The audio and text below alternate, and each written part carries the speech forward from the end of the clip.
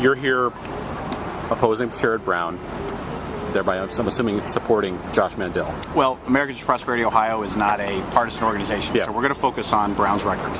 That's right, and which we believe is out of touch with Ohio values. This seems to be a pretty ugly race. Do you think voters are really having a grasp on the facts of this? I mean, or is this all personality? I mean, there's so many pants on fire, articles and everything else. What do people take away from all that? I hope it's not just personality. I hope our country can get beyond this whole personality issue, whether it's Republican or Democrat. I don't think Ohioans are real engaged quite yet, but they're going to be soon. You know the game. After Labor Day, everybody starts to really pay attention. But I do think there's some very big differences here, and I think there's some stuff that, specifically in Senator Brown's record, that we can just point at factually. You talk about energy policy, you talk about debt and spending, you talk about the health care. Those are the three things we're going to be talking about for sure. Give me an example on each of those things. Well, health care. I mean, that's the easiest. So, Senator Brown, of course, has been an outspoken proponent, even saying that, this was the most important vote he was going to cast for President Obama's national health care takeover. And you don't need me to tell you what happened in 2011 with Ohio voters. 66% of the state, voted to, in our version, if you will, of a repeal, although that wasn't federal.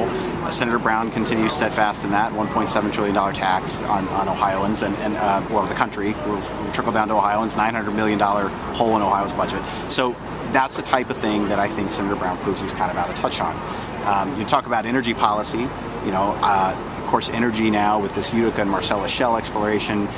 Murray Energy announcing yesterday the close of the coal-fired plant, specifically citing Senator Brown and the policies that he fails to represent or continues to represent, depending on the circumstance.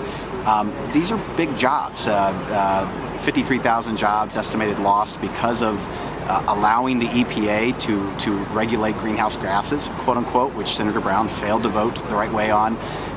That's a big issue, especially for the eastern part of the state, which we're headed to next. And I think it's going to be a big issue for all of Ohio as we continue to see our electricity prices go up and frankly, the cost of gas and natural resources continue to go up. And Senator Brown is either silent or actually opposed. One quick example.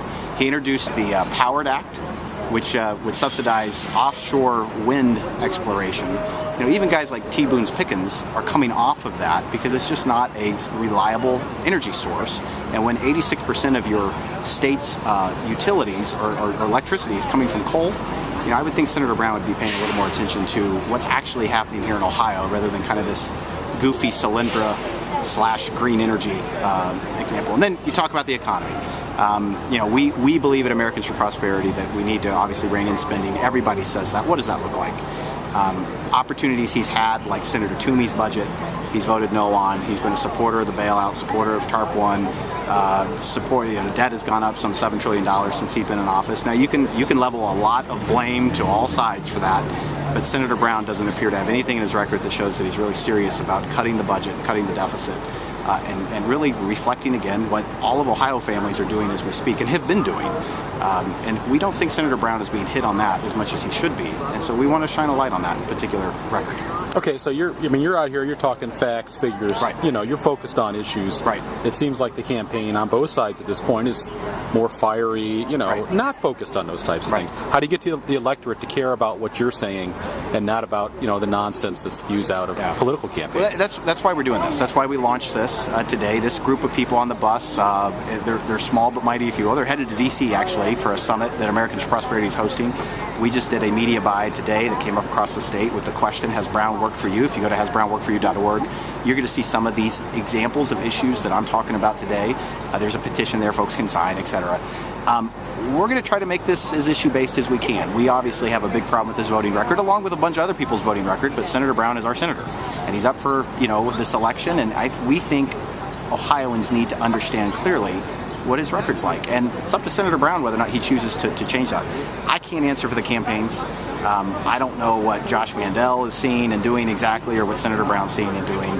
It is unfortunate that we, in American politics, and I think it's changing, this Tea Party movement that's been called all kinds of different things. You'll notice that more and more they're focused on philosophical policy issues because they recognize the parties aren't necessarily, the way to channel through that. And that's why groups like Americans for Prosperity and those groups on the left that are having success working on issue-based, policy-oriented stuff and exposing that. Okay.